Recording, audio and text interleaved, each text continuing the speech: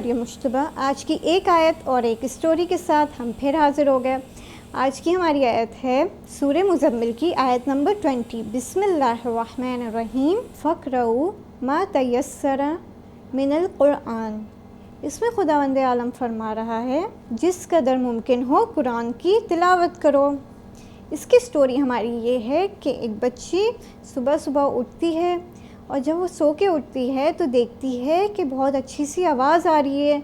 उसके बाबा कुरान की तिलावत कर रहे होते हैं। फ़ातिमा बाबा की तरफ जाती है और कहती है बाबा जान सुबह बखैर।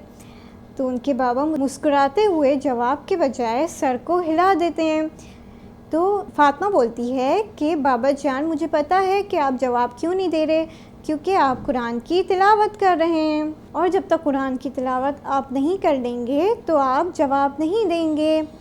इसी तरीके से फ़ातिमा भी अपना छोटा सा कुरान लेके आती है और बाबा के पास बैठ के जो मदरसे से वो पढ़ के आती है उसकी तिलावत कर रही होती है।